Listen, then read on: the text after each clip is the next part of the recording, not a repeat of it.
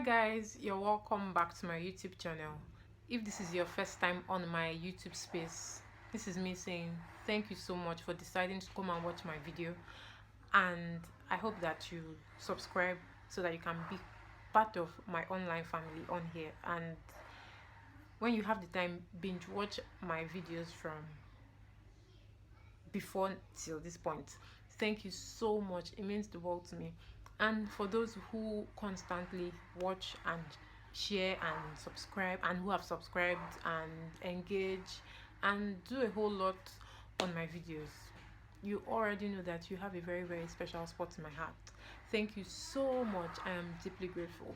Thank you for deciding to come and watch yet again. God bless you real good.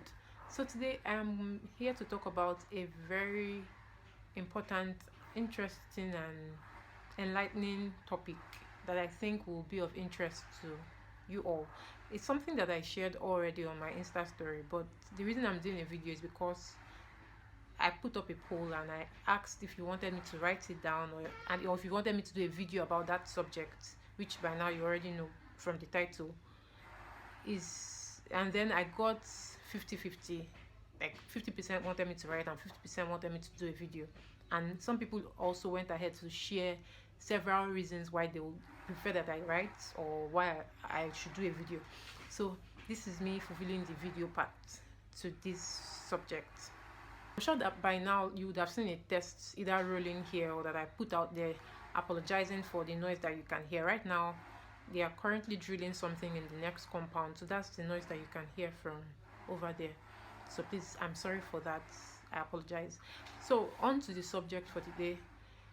It's basically about the kind of houses to rent for especially young families or young couples who intend to start growing a family as soon as they get married, and who may be deciding to go for single rooms as against any other type of rooms. I know that a lot of things affect the kinds of houses that we choose, or the kind of houses that we live in, especially finances. Especially that most times most young people who get married, just say straight after school, have little work experience and have gathered little money together, may not be able to afford certain kinds of houses, and it's very understandable. And a lot of times, if they do not have maybe any support system who will be of help to them one way or the other, so that they can have a very comfortable house to begin their family in, a lot of times people may opt for single rooms, especially in this environment and with the kind of economy that we have. It affects the kind of houses that people choose. So this today's video is basically to enlighten you on the importance of making certain right choices when it comes to housing, especially for those who intend to start growing their family immediately after getting married.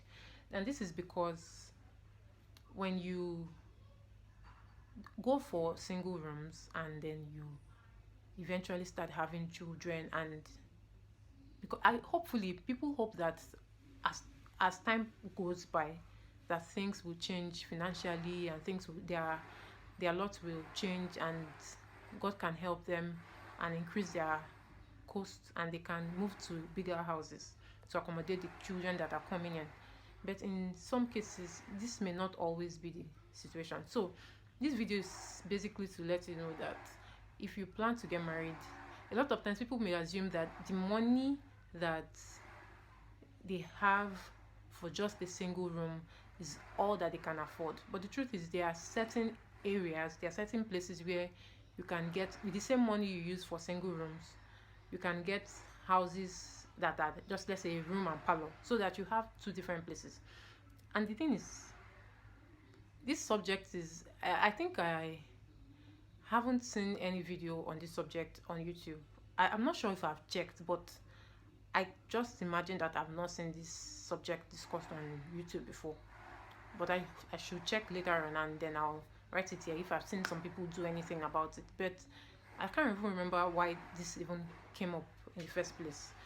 But it's very important that you should consider those children when choosing the kind of houses that you want to choose. Someone asked me, but what if that's what they can afford, and what if the room and parlor, for instance, that I am suggesting is in an environment where it won't be healthy to raise children. I actually think that the environment does not entirely affect how children are raised, because I've seen loads of amazing people who were raised in seeming poor environments that would have affected them.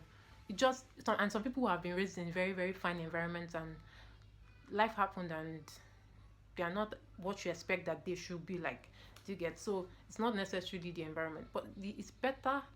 The gains outweigh the losses when you look for those kind of houses, where you look for a house that is as simple as just a room and a sitting room. Because the truth is, I don't know how best to put it, but it is very wrong for parents to stay in the same room with their children and be intimate there.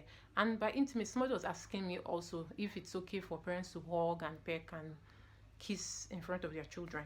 Obviously, there are different grades to these things. There are hugs and there are hugs, and there are kisses and there are kisses, and there are pecks and there are pecks. You get? There are some that are more sensual, and there are some that are just very light. And it's fine if you display such level of intimacy in front of your children. Absolutely fine. Then the point, sorry, 1 second. But the main focus of this video is for those people who,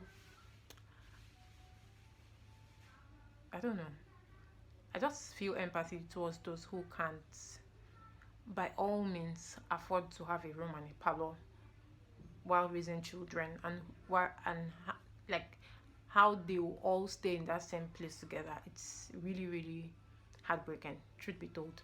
The thing is, because it is very, very unhealthy for parents to be having sex in the same room where their children are in.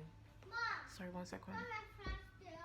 Because the truth is, it is very, very wrong for parents to be having sex in the same room where their children are in. Like, it's very unhealthy. And the thing is, in this environment, most of the experiences I've heard from people, especially after I shared that, is that a lot of times as parents, you imagine that the children are asleep, or you imagine, oh, they are too little, they won't notice anything.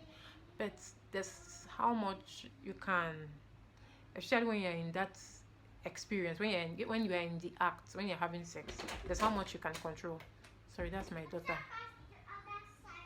Yes, please.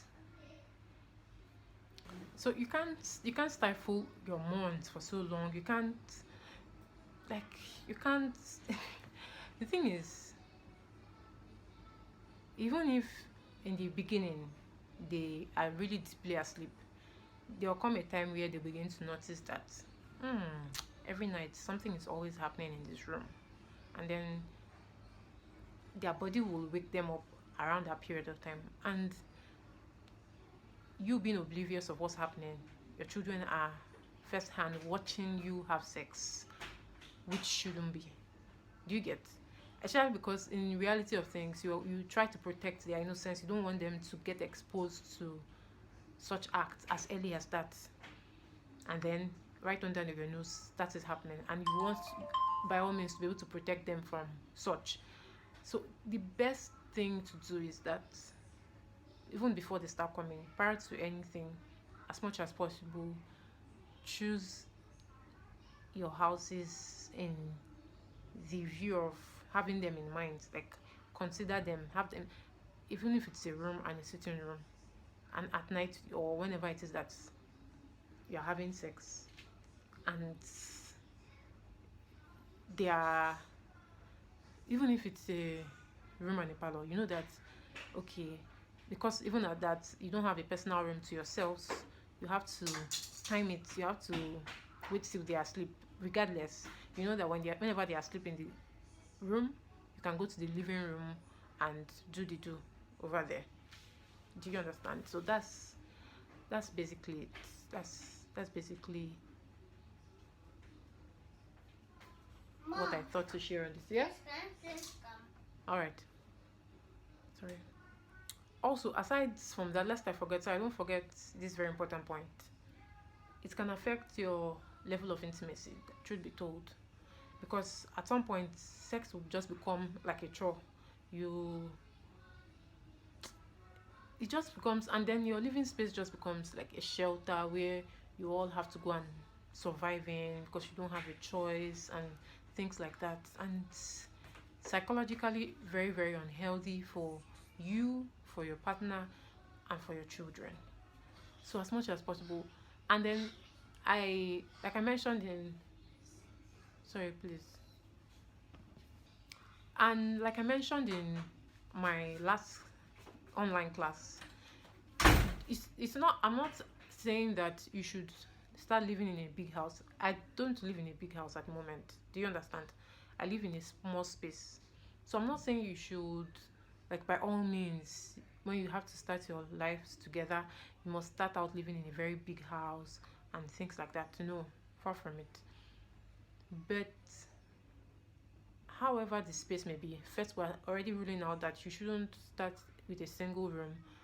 As much as possible, search, house hunt for a space where you can have a room and a living room, so that, of course, we've already listed the reasons why that is. Then aside that, make your home space very, very livable, very, very homely, very, very comfortable for you all, for you as an individual, for you and your partner, for the children. Even if it's just a room and a parlor, make it conducive. Let it be more than just a shelter. Let it function as everything that a home should be. Let it function as a safe haven. Let it function as your intimate space, like the space where you get your feel. I can't explain it any more than that at the moment. But let your house not be just a shelter where it's almost, when you can't feel the depth of being human in it, where it's just we are laying there to sleep, we're going out in the morning to go and get our daily bread, we're coming back home, we're eating and we're sleeping, and then we're having sex where the children are there, and think, let it not be like that. You can do better regardless of your space, no matter how small it is, like I always say. So I hope that you found this video insightful. I hope that the few points that I have been able to share from this very broad issue, you take them to heart and take them to mind when it comes to the choices that you make concerning the kind of houses that you choose when you're starting a family. Thank you very much for watching. God bless you real good. I hope that you have a beautiful weekend and week ahead. Bye.